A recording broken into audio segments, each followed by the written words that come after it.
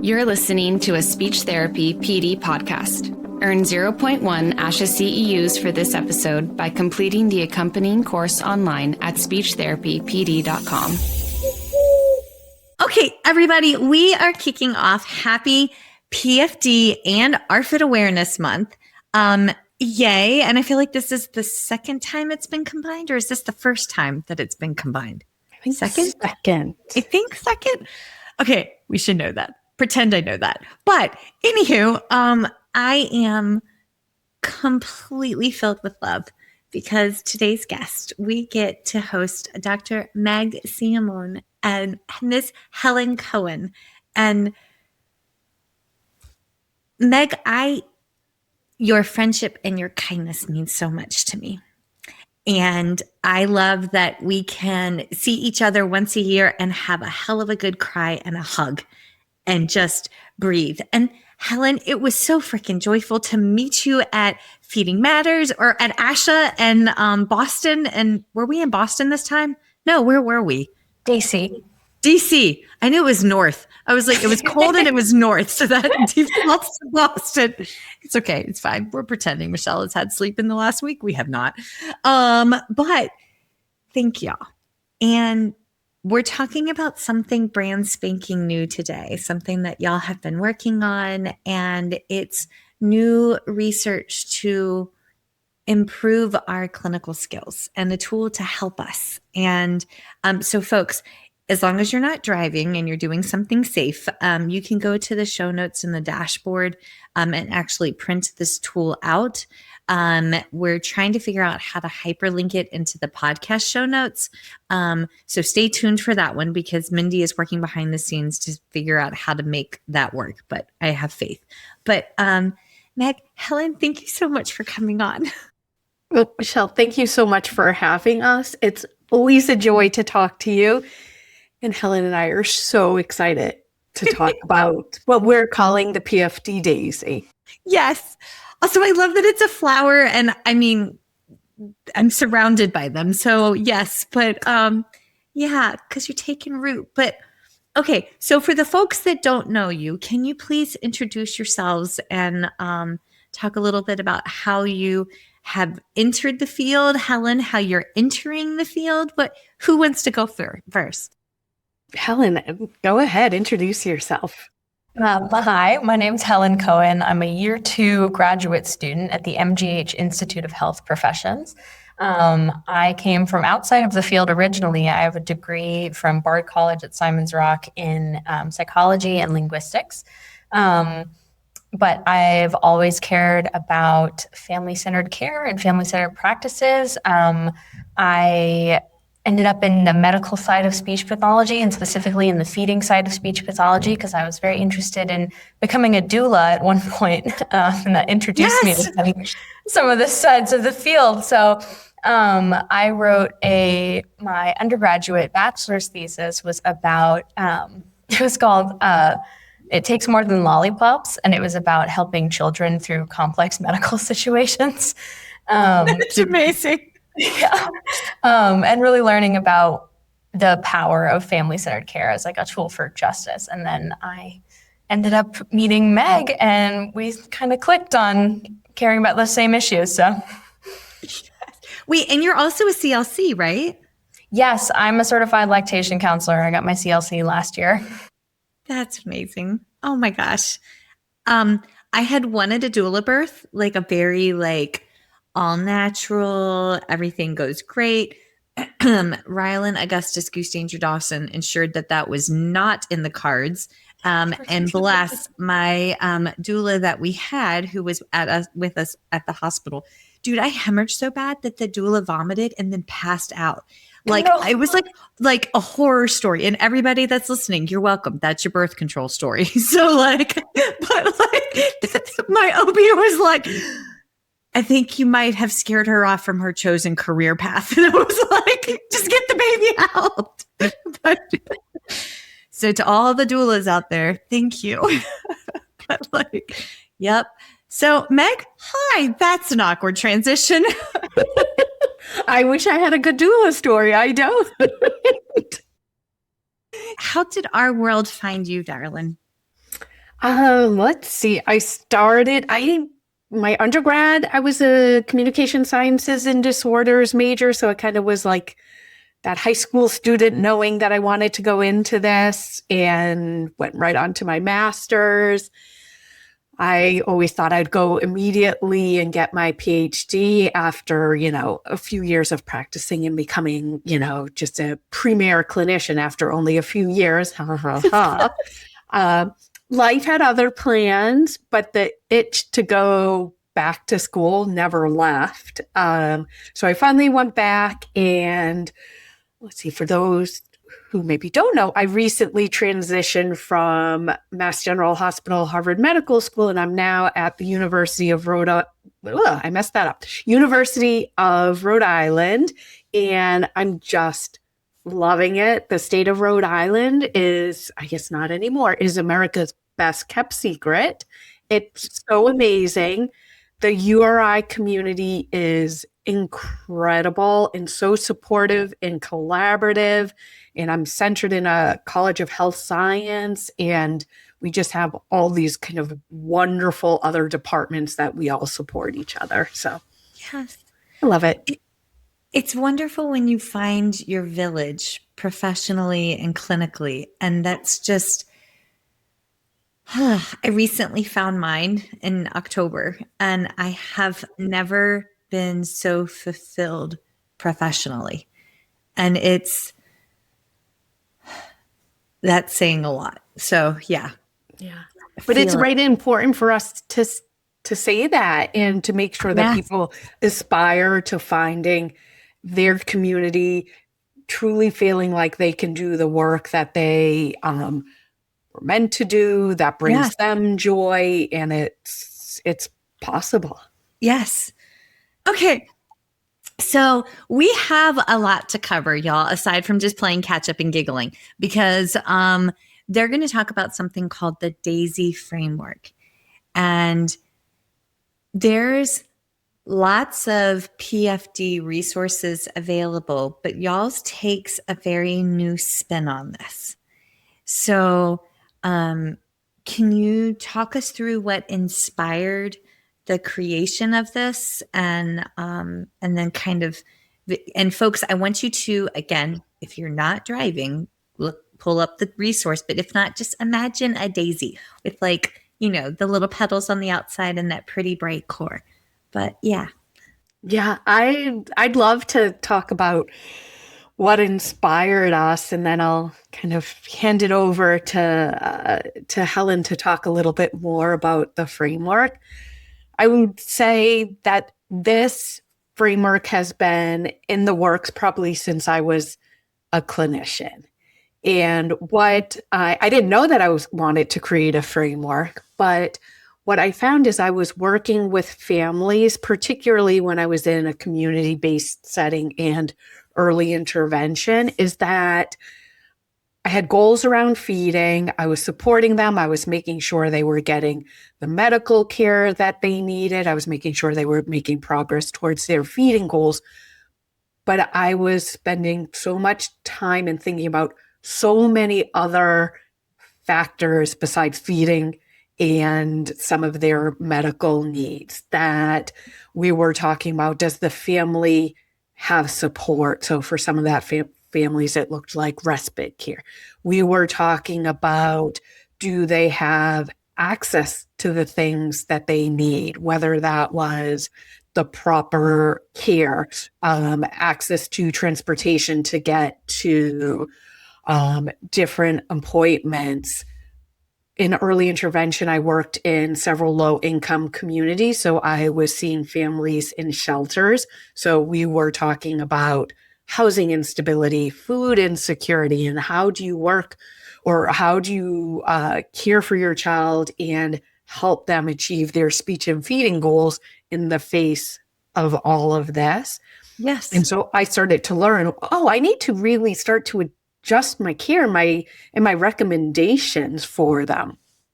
So then kind of fast forward to I was doing my postdoctoral fellowship. So it was this 2-year training period after you get a PhD.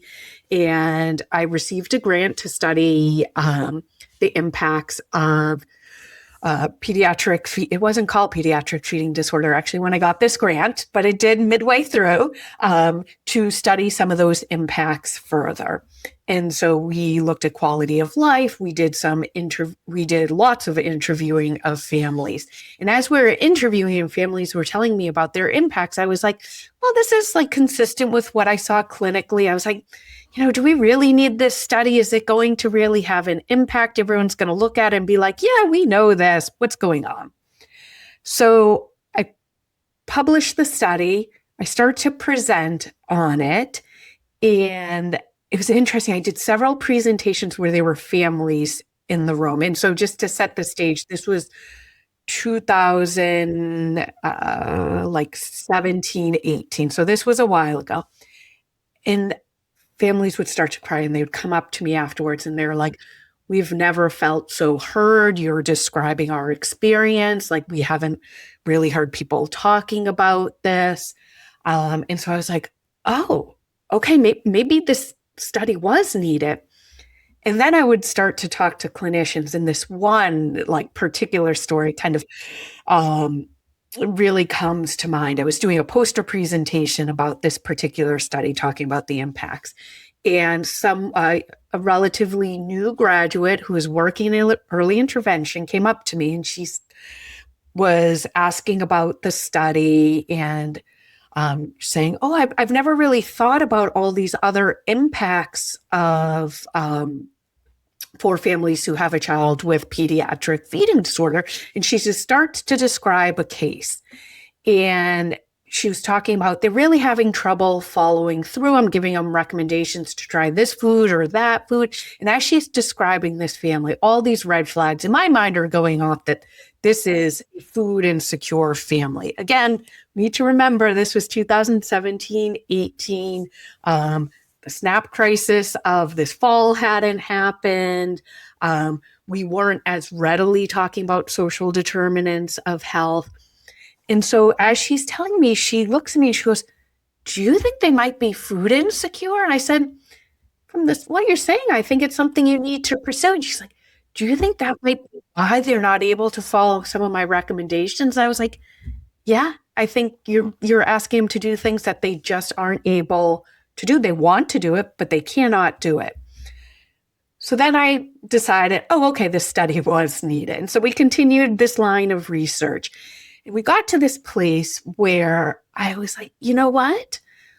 We have all this evidence, and there are other wonderful researchers who are also over the past,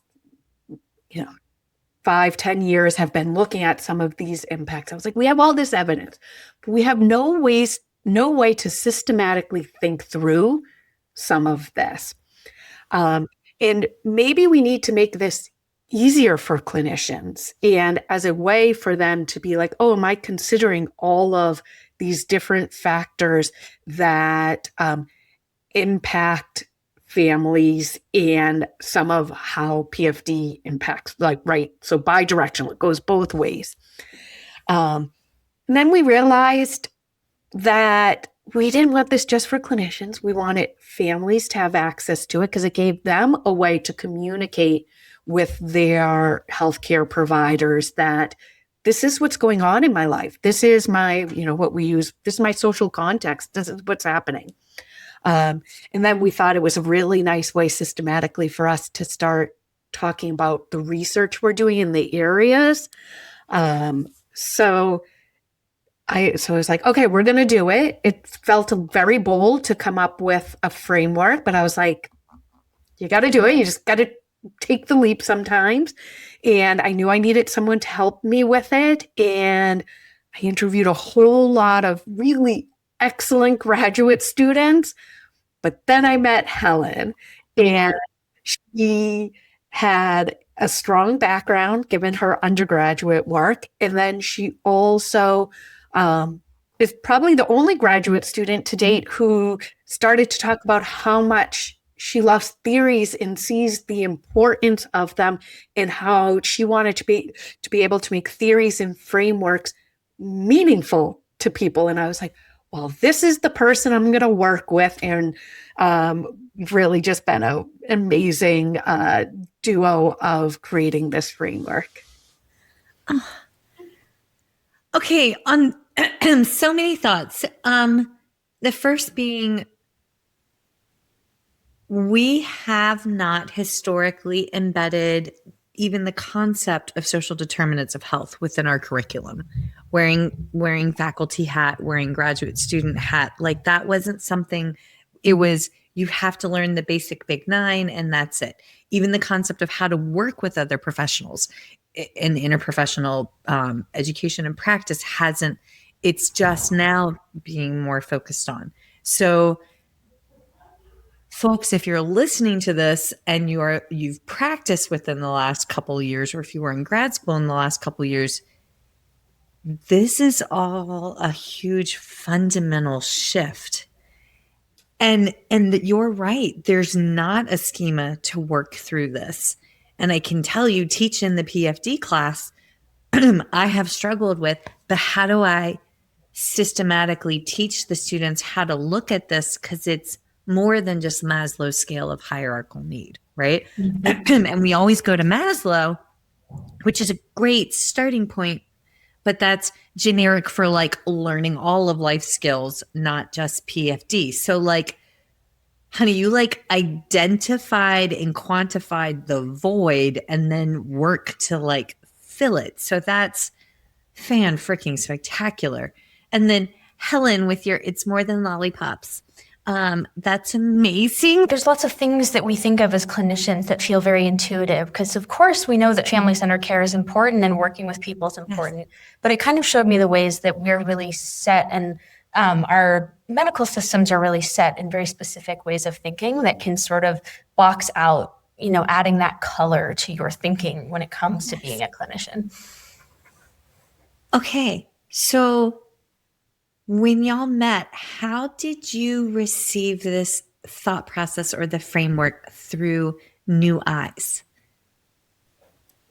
Yeah, I'm going to get us started, but I'm going to kick it off to Helen because she did a lot of this work. What we knew is we needed to see what was existing out there. And so we looked at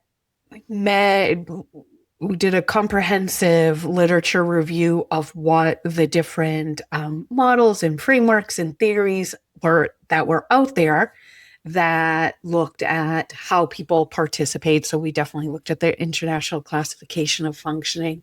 We looked at social care and social determinants of health frameworks of how other areas of healthcare were conceptualizing some of these. We looked to other disorders to see how they were conceptualizing some of this too. But Helen, I'm going to let you talk a little bit about some of that process. Yeah. So when we were digging into this, we ended up doing sort of 2 literature reviews. The first was the PFD side of things, was trying to identify those areas of impact, building off of Meg's previous research that was looking at, what are these important areas when we are building out like a systematic look at all of PFD. But having those pieces doesn't help you put them together. So we also needed to look at like, how do you start to integrate these things and how do you help other people see it if you have it in your head? So we started to look at some different frameworks, jumping off, of course, from the ICF, which is, it's the WHO's sort of premier social determinants of health framework that really helps you break out of just thinking about impairment and encourages you to think about how health disparities can impact like your broader life. But it is a really broad framework, and we started to realize that there were nuances specific to PFD. So we started to look at lots of other things, and we took a look at big frameworks that were looking at sort of whole life factors. We looked at really personal frameworks that were like focused on being like ready for a patient perspective. We looked at ones that were just about a certain disease. We looked all across the spectrum, and we tried to see what components made them effective and what strategies for presenting that information really made them useful for people. how many hours? I mean, this is intense. Like when you're going through a lit review, are you accessing it through like MGH's library? Like, because otherwise I'm wondering like just the thought process alone of the time as well as the cost of going through that many journal articles. Yeah, That's exactly. Helen, and it was that we started this work while I was at Mass General. Helen was at the IHP, so we used their libraries to access all of this. And it's a lot of time. And I know that frustrates a lot of people about research that like, we need the answers now, but we need it to be systematic about it. We need it to be thorough. We want it to make sure that we were covering our basis before we started to create. So that was just that first step, because then we moved into creating it. And I wish I could show you all like the 10,000 iterations, and like Helen and I would by that point had developed a really good relationship that we could bounce ideas off of each other and be like, this is amazing, this is terrible, what about this, da, da, da, da. Let's change this. And so it probably wasn't spirited as that, to develop it. And then I don't want to get ahead, but then we brought it to people who we knew a lot about this area. So we developed an advisory board and brought it to them, talked to them, iterated, brought it back to them, iterated some more. And then presented it at ASHA in November, iterated on it after that feedback as well. So yes, lots of time. And the reality is money too. That work like this can't happen without support. And so we had some support to do this work. Yeah. Okay, so Helen, tell us about it. Like, tell us about the framework, because, yeah. Yeah, so we had all these disparate ideas, and we were trying to figure out what we wanted to say and, what we wanted to offer people. And my biggest passion in research, which I came to because I really fell in love with qualitative research, is that I think research should be actionable and accessible. So when doing this, I was really focused on trying to make it something that clinicians could really access that theory level information and be able to rework their perception and thinking process with PFD, but in a way that makes it easy to approach, which is why it kind of ended up being a flower. So DAISI stands for the dynamic approach to impacts and social integration. And the framework itself, which some of you might see in a printout, but I can describe it. It looks like a flower with 6 petals. At the center, we have something we're calling the social spheres. And then around the edge, each petal is the impact factors. And they're each colored one color of the rainbow. So the idea with the framework is that you can use it to break down some of these bigger issues. So at the center of the social spheres, we have the child, who is also the center of the framework, because there's a person with PFD. And then the social spheres sort of work out to show you their network, because PFD isn't only impactful to just the person who has it. So right on top of the child, we've got the caregiver, because one of the biggest things in PFD research we found is how important that dyad partnership is, right? Primary feeding person for the child, whether that's a mother or a father or a grandparent or a guardian, that person can take on a lot of stress, because feeding a child is a job, and making sure that relationship was central and represented was really important. So we've got child, then it moves out to caregiver, and then after that is family, getting that immediate support network, who is in this child's life. And then beyond that, we have community, which is a really flexible term. It can be the local community, your neighborhood, your school system. It can be your medical home, daycare, absolutely, right? So starting this framework by thinking about it at the center, when you center the child, when you ask somebody who might have a new case that they might be breaking down, this prompts you to think about everybody who might be involved in this child's life as it relates to feeding, right? Child, caregiver, family, community, all of those levels are important to feeding. Yes. Because it's not just about meal times, like that over and over again. It's not just about meal times is what we learned. So starting there at the center, each of those levels, when we talk about the impact factors, you can see representations of the concepts represented in the petals at each of those different levels. So the impacts might affect the child differently than the caregiver, than the family, than the community. And thinking about it at all of those levels is important. So the whole framework is meant to be sort of reciprocal and go back and forth and allow you to see the interactions between everything. And it prompts you to ask yourself these questions. So then our first impact factor, so if we move out to go around the petals, right? PFD can be really opaque sometimes. So what we're trying to do with this framework is offer you that systematic way to break it down and build out. So our first impact factor is PFD presentation. So the consensus framework from Feeding Matters defines 4 domains that go into what makes up somebody's PFD diagnosis. So that would be medical impairment, psychosocial impairment, feeding skill impairment, and nutritional impairment. So the PFD presentation category is really focused on how is this child presenting clinically, right? Is it maybe a child with cleft palate who has a very medical presentation, or a cardiac condition that might be further complications? Is it a feeding skill issue related to dysphagia, or a motor issue with bringing food to mouth?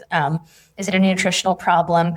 Or is it broader psychosocial issues with sensory difficulties or emotional difficulties? And really understanding the nature of that child's deficits. We're starting just right in on PFD, what that part of the child's experience is, which, as clinicians, that's where we're all focused in the first place. It's what's going wrong with your feeding on that level. But then this framework asks you to keep going. So our next one would be activities and participation. So this is sort of your activities of daily living, and then how that lets you access your life as well. So cool, because it immediately ties into the daily routines. Also, my thought process, and tell me if I'm getting this wrong, but my thought process is when I'm looking at that first petal for the actual diagnosis, and I'm going back to the center, that it changes, right? As you get a new diagnosis, as case in point, I have a little guy who has a feeding tube, but we're waiting on testing for celiac disease and additional allergies. So when I'm thinking about it, this is the definition and the primary presentation of PFD. However, my community, and in that even my interprofessional practice partners in the community, will change as this evolves. And I have to think about the relationship of that child with each one of those and all, but it's systematic and it flows. You just explained that perfectly, Michelle, Okay, cool. of how, depending on how the child changes or any of those factors changes, how that impacts all those other areas. I loved your example. Okay, cool. Okay. So then I have my first petal. Yep. All right, give me my second petal. So you got your baseline. You know what your clinical perspective is. You got your PFD locked in, and you understand how that's relating to the child, the family, the caregiver, the community. And then you want to ask yourself, how is this impacting daily life? Which is a question that more people are beginning to ask. Is how is this impacting you? So we're thinking about daily activities. So of course, feeding is likely impacted, but how's that affecting your social participation? Are you able to do family dinners with your family? Can you go to birthday parties? Are you missing out on community events? So when you think about that at those levels, right, like the child might be missing out on particular participating in their life, but the caregiver and family might also be impacted as well. Field trips. Sorry, that came up today. Like Goose brought home a permission slip because they're going over, crossing the mountains to go to the Smithsonian Zoo. And he's like, yeah, they're all having dinner at Golden Corral. And our family does not do buffets. And I know that sounds bougie, but like I can't wrap my brain around communal food. Like that makes like, no. And like I have passed that on to my children. And they do not have a pediatric feeding disorder. They can consume if they would like to, but no germaphobes, right? Valid. But that impedance in participating in a field trip, that's an immediate daily application that, yeah. Mm-hmm. Yeah. I think that this category is all about reminding ourselves that feeding's not isolated to just, meal times. Like it can extend into the community. It's not just at home, and it's not always in these like perfectly controlled environments. And you have to remember that like impacts to feeding or needing additional help or specialty foods, even just for a child with like a severe allergy, can just really impact your participation in life. Yeah. Yep. So then we move on. Once we know what our diagnosis is, we know why it's happening, we know how it's impacting the child's participation in activities in daily life. Then we want to add some additional color. So we add their social context. So we're thinking about those social contextual factors. We want to consider race, socioeconomic status, class, gender issues, and make sure that we're integrating a full picture of what this child's life looks like at home and thinking about how that's impacting every level again, right? We're always going back to the center. And we should also be tying back to the other petals. How is that social context impacting the PFD itself? How is, maybe you have a child who has severe allergens and that might be part of it, but they might be from environmental contaminants or something. There's all of these things do connect, and it's important when we think back through them to go in the opposite direction and make sure that we're checking, because they're not discrete circles. It looks like a flower because it's a Venn diagram. It's supposed to be intermingling. Okay. So, putting this in my Monday through Thursday, right? Mm-hmm. When there's a daycare that I go to and I'm pushing in doing training on, with one child and the teachers, because, that's our circle. There is another classmate in the 2-year-old classroom who I do not see, yet. Girl's got hopes. The little girl is Indian, and I don't know beyond that. And she refuses to eat the daycare food. And I'm using not my words, but the words of the preschool teachers. I was told that she was too picky and difficult, and she only wanted to eat the foods that came from home. Versus all of the other children eat. Helen, your eyebrow raise. You're feeling it in my soul, dude. I love that because that's how I feel. Because I'm like, whoa. Like but when I'm looking at this Daisy, right? Like when I'm looking at this, I'm seeing a child who it's the first time she's been away from her parents ever in her little bitty 2-year-old world. I'm looking at the caregivers that I see, which are younger teachers that the way the Commonwealth is worked, they're not required to have a bachelor's or an associate's level program, so limited experience and exposure. I anticipate some potential bias and racism in past interactions and conversations with some of this. And when I'm looking up at the top, I see red flags for a PFD diagnosis. And if we flip over to your third, Daisy, when I'm looking, there are cultural considerations here. And that's huge, but it is all interconnected down to me asking the preschool teacher not to force feed her the boiled potatoes that were served for lunch, because that Also, those things were just, I mean, I didn't want to eat them. So like, I'm not going to fault the 2-year-old baby. Right. But like, am I applying this how we should be applying this clinically? Yeah. I'll jump in and say absolutely, Michelle, Okay. right? That in this example, this child, it sounds like not diagnosed yet, but probably has PFD.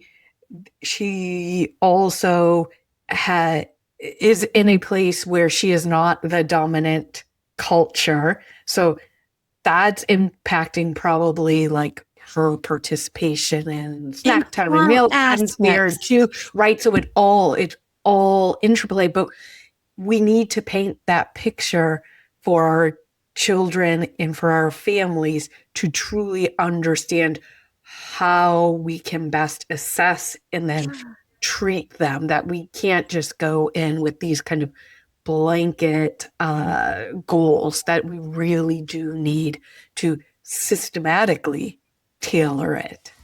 And that is what we're talking about, is this idea of adjustment, which the National Academies of Science, I'm going off on from our factors. We are going to get back to our factors, but National Academy of Science, Engineering, and Medicine in 2019 put out a report that talks about how we need to integrate social care into healthcare delivery, that we need to be screening our children for social care. We need to be making sure we're referring or connecting them to resources. We need to be adjusting our care. So for this child, we're not going to start with boiled potatoes.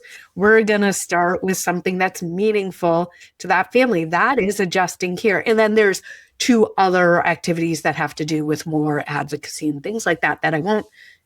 Of course, there's always room for advocacy, but I won't go in there. I'll let Helen finish talking about the factors. Yes. Sorry. Okay. Helen, take us away. Back to number 4, the 4th petal.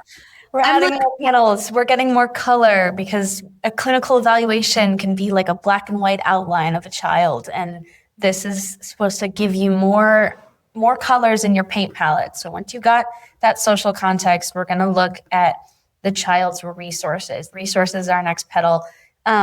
Resources can mean a lot of different things, but it's a really important factor to consider. So, of course, we're talking about literal, tangible resources. Does this child have access to food? Snap! We need to feed the tiny humans. The hill I will die on.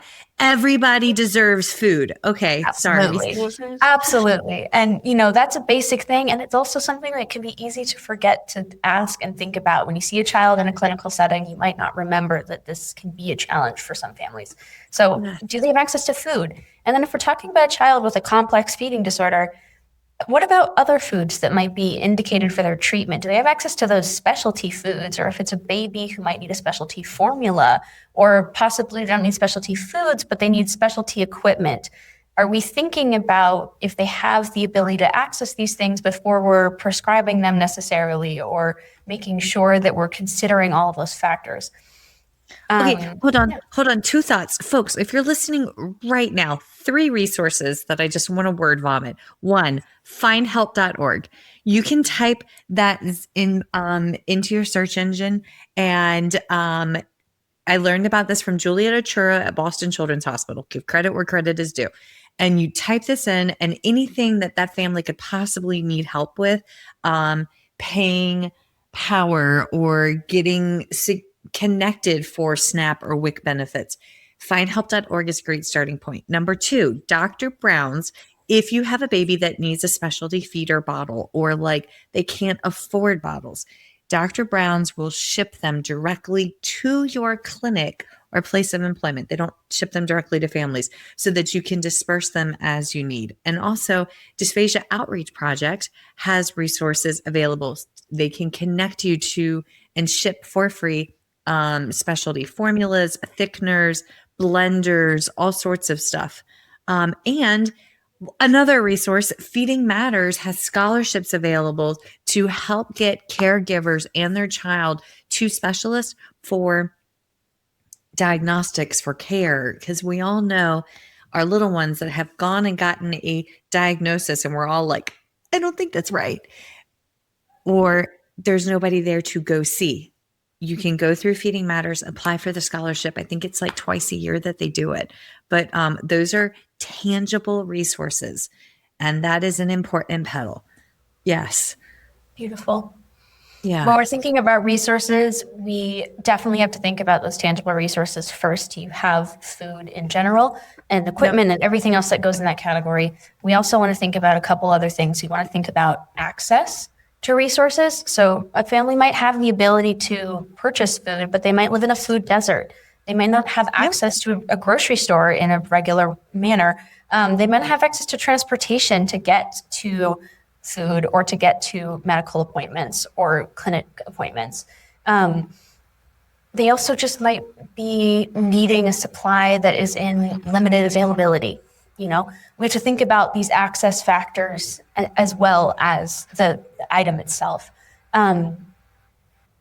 We also want to think about resources, people are resources. So we're thinking about medical professionals as resources. We're clinicians, we are a resource to the family, but also your community is a huge resource. And how extensive or limited somebody's support network is a really important factor to consider in what sort of resources they have, because, a big support network that might be able to help with some of the feeding aspects or take care of your child can make a big difference. Yes. Yeah. And then one last resource that we have to think about is there are intangible resources as well. Knowledge about PFD is a resource that not every family has access to or has been offered. Being able to know the intricacies of the disorder and all of the things that come with that, and how to feed your child. These are things that we need to be thinking about offering as a resource to our families. Okay, so I'm wearing the hat of private practice, right? Our time has to be billable. And so we run into this barrier of how do you bill for that time when you end up spending so much time caregiver coaching instead of doing 92526 treatment for peds feeding and swallowing. Okay, so folks, part of that actual CPT code is education. We have to educate about feeding and swallowing, but also, oh, by the way, pre-current administration, under the prior administration, ASHA and AOTA and the American, whatever the PT Association is, forgive, I don't remember. APT. Duh, Michelle. Okay, APT, yes. But they were able to advocate to get a CPT code approved with the American Medical Association for caregiver coaching. Okay, but that's not a one and done. So now that we have access to the code at a national level, it's up to each individual state association to advocate to put it in their CMS manuals. So another reason why we join our state association, ASHA advocates at a national level. We as practitioners advocate at a state level, and ASHA actually has a behind the scenes, they have liaison teams that help guide your state association. So if you're looking at this through the lens of a clinician in private practice or a clinician in the trenches, how do I actually bill for my time here? You can advocate to have access to the CPT code at an equitable, fair rate. And we might need to wait till 2028 or 2029 to see that come to fruition. But we can advocate for this. And it's paramount to what we do. That would be a resource for a clinician to have so that we don't feel that we're engaging in like any ethical issues when we're spending so much time educating, because that's a chunk of what PFD therapy is. Yeah. Michelle, I love that you bring this idea that part of when we bill the CPT code for feeding and swallowing treatment, that education is part of that, Yes, right? very much so. So we have to do that. But then you also bring up the new code and the importance of what the two other A's are in the framework that I was talking about from the National Academies of Science. It's shorthand called the 5 A's because they all start with A's, are alignment and advocacy. And the reality is sometimes we don't have all the answers right now. And that's why thinking about advocacy and really making that part of the work that we all do as clinicians and as researchers is so important. And actually, as I've started to teach my classes, I have this constant thread in there that I'm not teaching you to just go be a clinician. I am teaching you to further this profession. And so that advocacy becomes really important so that we can better support our families. But I also understand the realities of day to day. What do I do? One, recognize that education and making sure your family has the resources they need, that is part of the work that we must do. And that to me is absolutely billable. We do need to look within our scope. And if this is becoming issues outside of our scope, then we refer. We talk, if you're in a community-based setting or a private practice, you talk to the pediatrician, you let them know because they might not be aware. Sometimes we know the families better. We end up with a better relationship. They're more willing to share with us. So you talk to them about, can I share this with your pediatrician?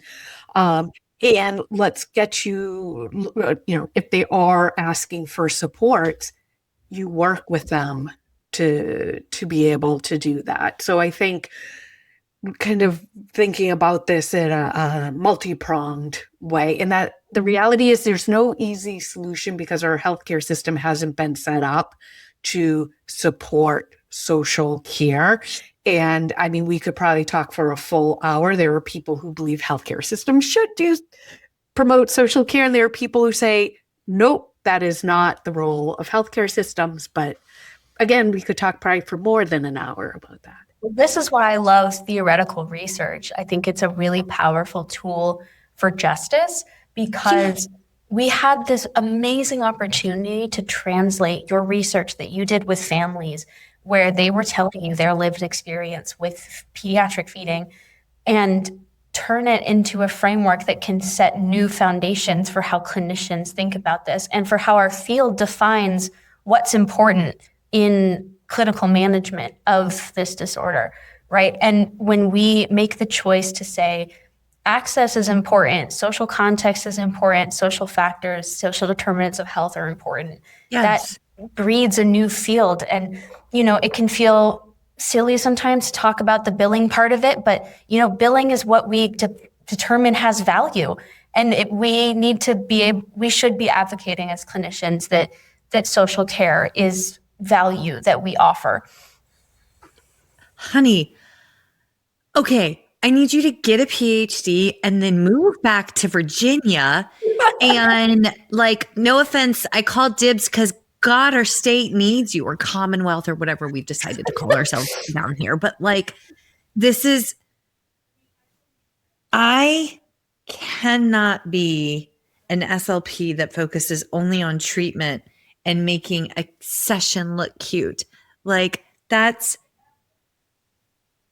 right now where we are in advocacy and education in our community about what PFD is, because I'm still just trying to educate the community as a whole as to what PFD looks like in our immediate area, right? Because this is a diagnosis that practitioners aren't familiar with because we just haven't hit the saturation tipping point yet. And we will, right? That's coming. But we have to thread advocacy, education, and this is just part of being a good human. into all of our work. Like oh, I hear my grandma going through some very creative statements in my head, most of which I can't share right now. But like at the end of the day, if you can't make your grandma proud with what you're doing, then maybe we should adjust accordingly. But like, just your grandma as your yardstick.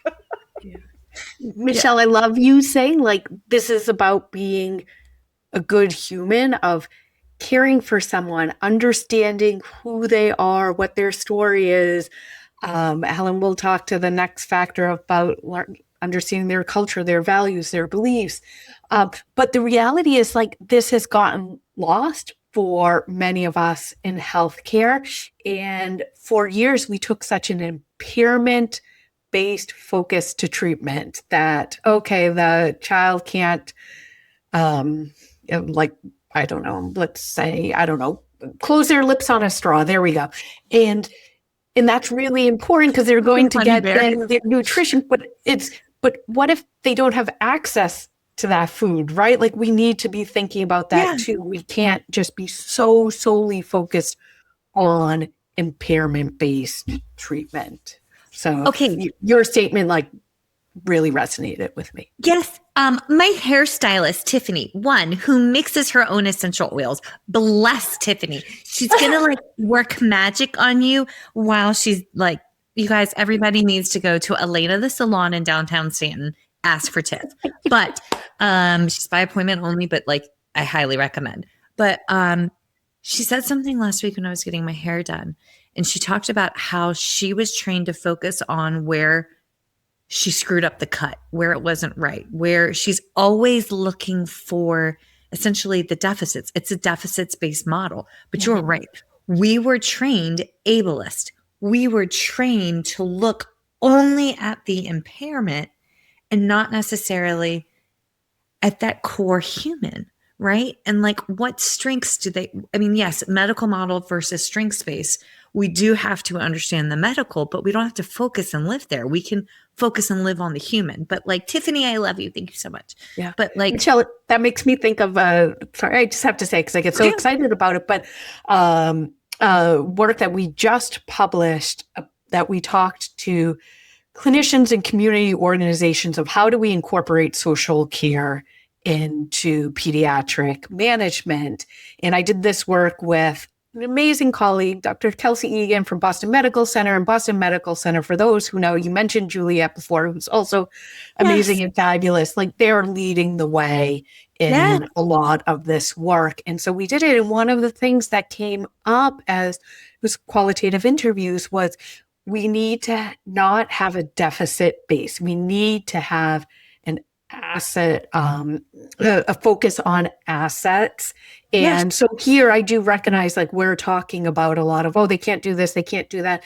But with this framework, and I actually now I'm wondering, Helen, that we might need to rewrite some of our statements.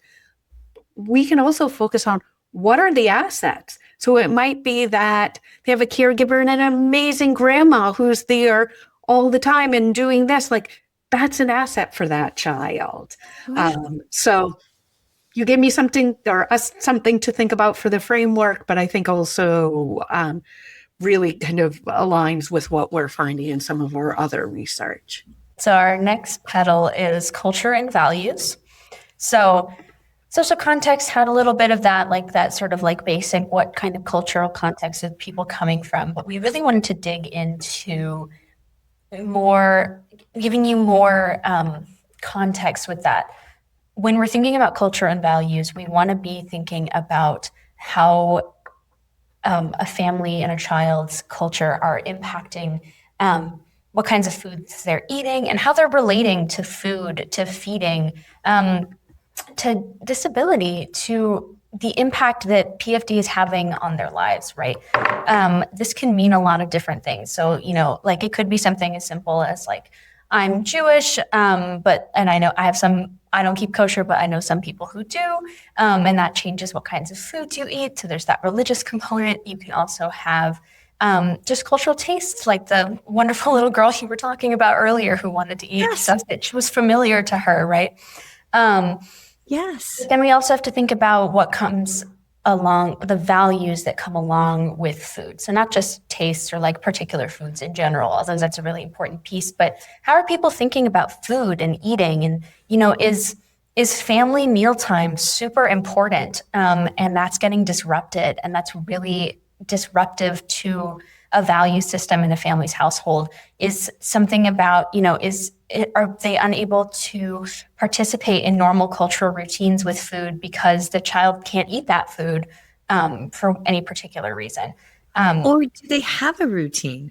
Because I have some families who had a routine, but then because of the child's PFD journey, their relationship with meals with the other children in the home, like it's all changed. And I've had some families tell me, like, we're so focused on the feeding tube, or we're so focused on volumes that like now, like their own needs have fallen. Yeah. And, you put your oxygen mask on first. So there's, yeah. And that's why it's, again, important to go backwards around the petals, but then also back through that family thing. Because, maybe the child hasn't developed all of those cultural attachments to food, but maybe their caregiver or their family has, and they're losing access to some of those things because of PFD. And that can be really, really impactful. Hard. Yeah. And I think it's also important to say that values don't necessarily have to be culturally tied. There's also just lots of values that can come up around food and eating that just develop naturally or from other contexts. So if we want to integrate some, socioeconomic considerations, some families have value food very highly and are very averse to food waste.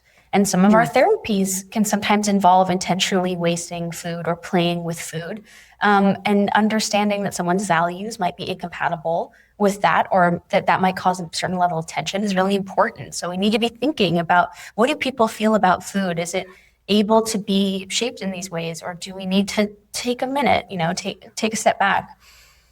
Yeah. That's so beautifully stated. And if you were to go on social media now, you find lots of influencers that show really cute interventions of making food into, I don't know, butterflies, or I'm trying to pick my words very carefully here. But for the bulk of those that I have treated, the thought of playing with their food to throw it away, that can be terrifying, because that means little brother can't eat it. And then you're looking at food scarcity for the rest of the siblings.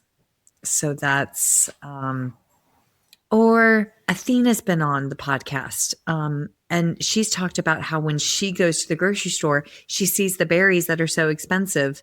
And when she's talked about, like, I want to eat those, but there's so much money, but I'm more focused on making sure that he has his safe food. So the value shifts to make sure, because berries are expensive. Mm-hmm. Yeah. And if we don't understand family, their social context, kind of all these factors, their social sphere, we're going to miss that. And then how much progress is that family going to make in treatment? Because if we just hear them say no without understanding the why, then as a clinician, you might interpret of they don't care. But also, have we created a safe space and a trust in that relationship with the caregiver that they can disclose that information to us? And that's hard. You have to make that space to talk about those values, because it can get really complicated at all those levels. And thinking about, the lactation aspect in me, I'm thinking about because I have these two minds. I know about lactation science, and I also know about speech pathology and dysphagia. And there are lots of times where people might have really valued, breastfeeding or providing their child breast milk, and then aren't able to do that because they need to provide that child a specialty formula for nutritional reasons or swallow safety reasons. And it can be really complicated to have that conversation if you aren't making yourself a provider who's willing to talk about the ways that your interventions might have to shift someone's values around food, because it can be really easy to just throw it out like it's a simple thing, but feeding is never just about the food. Yes. And then added the extra layer of, and I say this as gently as I can because we're talking about traumas, right? Like this is trauma inducing. But if the provider has had an eating disorder and has that lived experience, or if the caregiver has an eating disorder, and then we're talking about changing their value system or modifying it or impacting it for their child, that's, yeah. And I think you bring up a great point that we also have to consider how we are with pediatric feeding. We often talk about habilitation as much as we talk about rehabilitation. We are giving someone their lifelong experiences with food. We're starting off their conception of what eating and feeding is going to be and how they relate to food and whether that's scary or uncomfortable or a positive experience. So, values can mean a lot of different things. So our sixth petal is emotional well-being. So throughout our research and discussing with Meg and Meg's experience with clients, the most important thing that families were telling us is how the emotional impact of PFD can be really expansive. And it's not always taken care of by the medical team. Sometimes it's addressed for the child, but the way that it impacts the caregiver is often overlooked. And it is a serious impact that can really shape the rest of things. So, when we're going back around the circle again, because we always should be, and when we're going in and out of those social spheres, we have to be thinking, of course, thinking about the child, is feeding scary? Is this a scary intervention? Are we participating in emotional distress or emotional comfort for the child when we're thinking about those strengths-based things? What is the emotional environment that is going on for this child in relation to their feeding disorder? And then for their caregiver, this is a lot of disruption. Feeding is a serious disruption. It's an almost full-time job. And caregiver stress related to this can be enormous. Caregivers can have, it takes a lot of time. So there's employment impacts that have been studied, and there is a serious amount of stress that has been noted. It is a very, very impactful thing. To note there, what for those who are thinking, but in the PFD conceptual definition, there are 4 domains, one of them psychosocial. How is psychosocial different than emotional well-being? And how we think about it and how we differentiate that.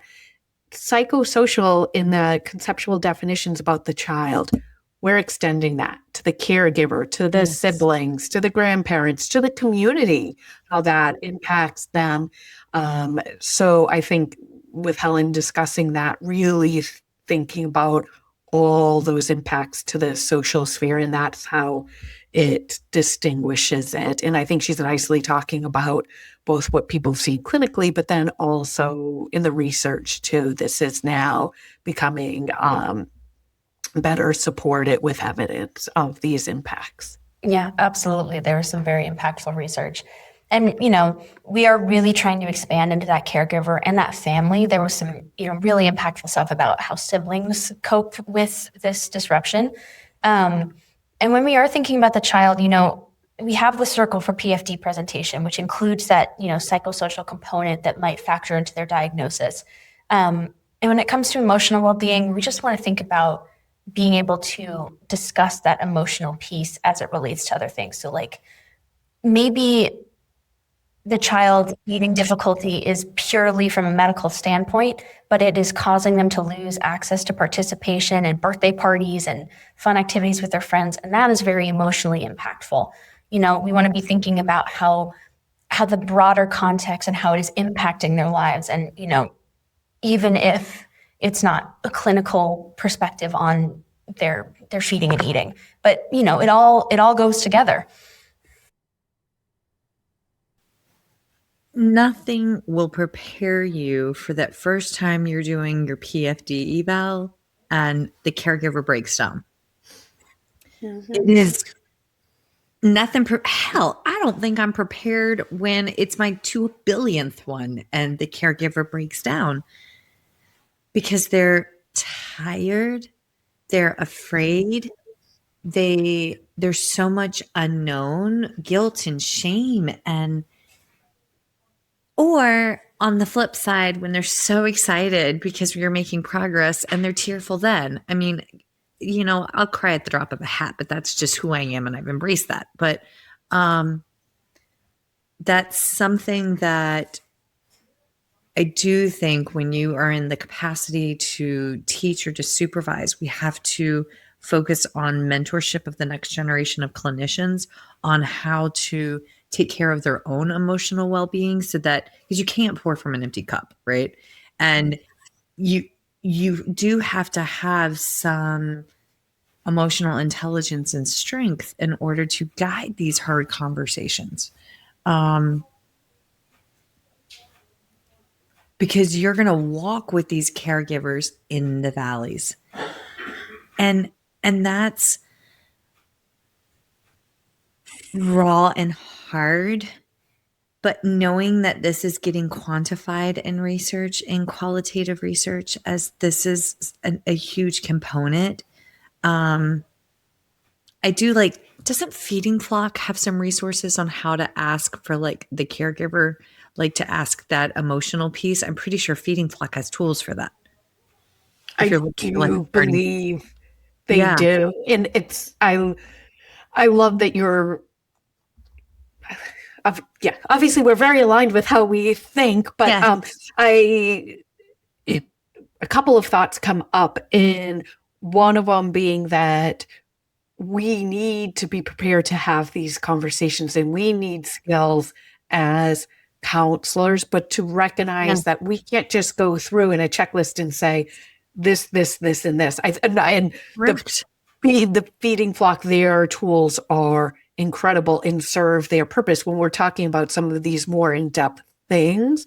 I think it goes to the importance of learning how to be a really good counselor, the importance of ideas of ethnographic interviewing. If anyone went to ASHA this past year in DC, if anyone went to Amy Delaney's and Yvonne Maldonado's talk about the PFD assessment, Yvonne really beautifully talked about that idea of ethnographic interviewing. And I think there's going to be a place for that as we start to learn about a family and start to use some of these. So just a little shout out to them. And I think the importance of taking care of ourselves so we can have these conversations when families are ready to have those conversations. Yeah, I love that you brought that up, because I think one of the important things we have to remember is that we are in that community circle in this framework, and our emotional well-being is part of what can impact someone else and how ready we are to show up. So absolutely, not pouring from an empty cup is really important. Yeah. How are you protecting your heart starting this journey? That's a personal question. You asking all the listeners or us? I'm asking Helen.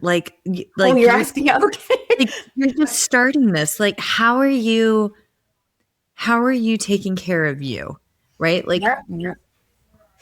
I mean, I really value the power of a pause, both in session with people and then also out in the world. So I think that the biggest gift we can give ourselves is a little extra time and a little extra space to think. I think that we rush ahead when sometimes silence can give you the ease to feel comfortable saying something that might not have been able to come out earlier. I used to volunteer on a hospice, and the biggest thing I learned there was that sometimes the best thing you can do is just sit quietly and be present. And in terms of taking care of myself and also taking care of people, I've tried to approach it with that.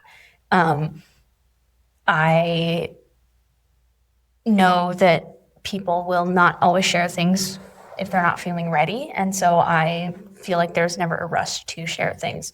So when we have to have hard conversations, I like to give it that space. And then, you know, if I have an emotionally difficult interaction with somebody where we're talking about difficult things, I like to go into, you know, my next part of my day or my space and give myself the same silence to just experience what I've experienced and allow myself to settle in that however I need to. And that's why you'll be a great clinician, Helen. Thanks. Yes. Also, you have a beautiful old soul, darling. Yes. Yeah, it's probably the Appalachian in me. My grandma's from Clifton Forge in Covington. So, yeah. Y'all, it's a holler. Like literally a holler, but like, yep. There's you say the power of the pause. I like to do tapping and breathing. Mm-hmm. And that's huge. And we dogpile in bed at night and read. And like, you know, Goose will come in and we'll read. And old man Goose goes to bed early. It's really funny. So he'll curl up next to me. We're all in our PJs, get our books and read. And then he goes to bed. And then Bear will come in and he likes to snuggle in and just like talk about his day, kind of unwind and everything. But it's funny because Goose comes in and he will co-regulate with deep breathing. My 13-year-old, and that's huge because he'll take a big deep breath and then I'll catch myself imitating doing a deep breath. And last night he was like, Mom, you had a lot on you because I think you needed that. And he was right because I'd had a caregiver who just shared that she was unhoused and waiting on a shelter opening. And I have a caregiver that's waiting on surgery for their child to improve airway. And it happened. I mean, I'm in home health. It happened like that within a matter of days. And it was a lot to process. Mm-hmm. But when you are a clinician and also a caregiver, and Meg, we're sandwich generation. We're this side and this side. And a lot of our colleagues are now taking care of their parents or their older siblings. Yep. This work is hard. This work, it matters. And how awesome and that holy sense is it that this is the work that we get to do, right? But that cup. Also, Helen, something came in the mail to you today. And now I know why I wrote the words that I wrote. And you're going to be like, oh, I see it. There's a whole lot of God in that. But yeah.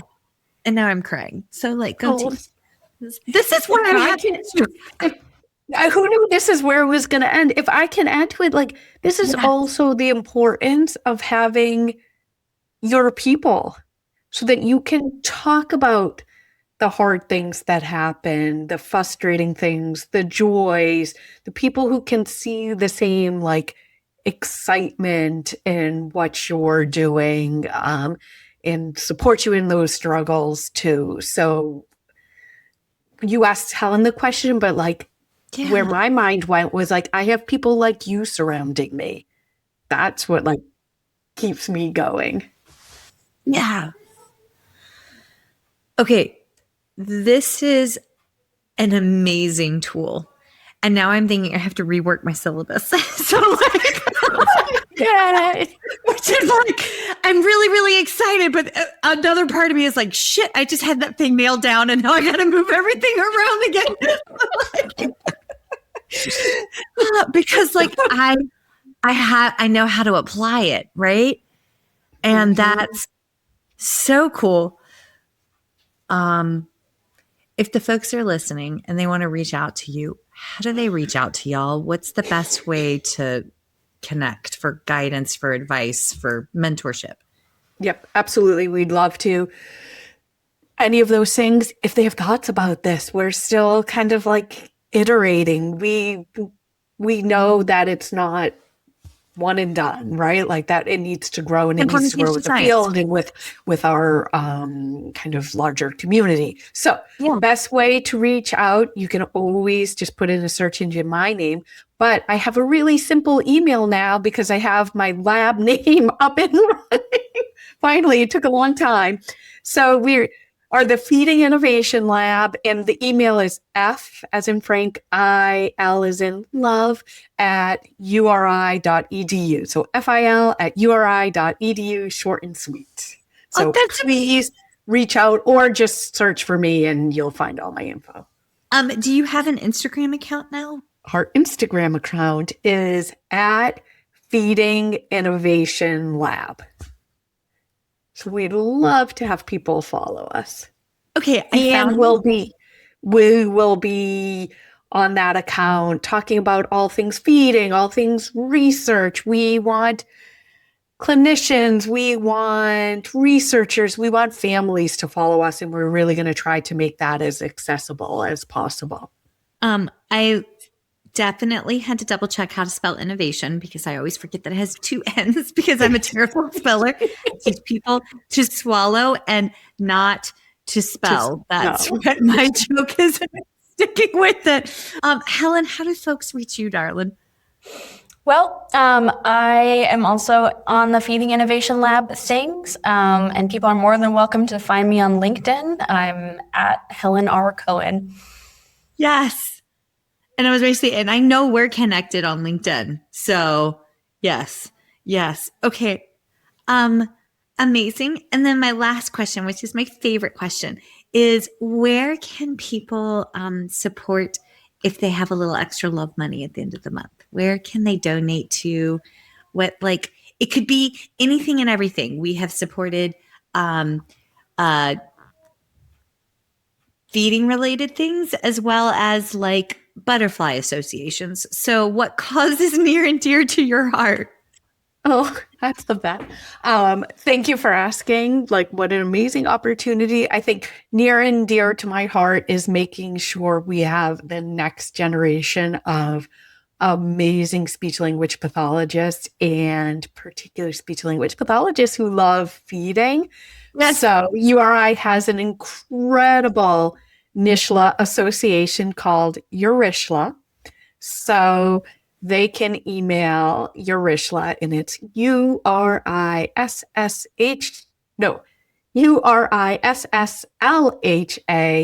at Rhody, RHODY Senate.org. And the president of URISHLA, she's a junior who's amazing. She works in my lab, and her name is Gianna, and she loves all things pediatric feeding disorders, which makes me so happy. I love this. And they have an Instagram account as well. So I just found them. Yes. Yes. Helen, who would you like to support, hon? I would like to support the organization that's doing a lot of work with these families. I think Feeding Matters is absolutely fabulous.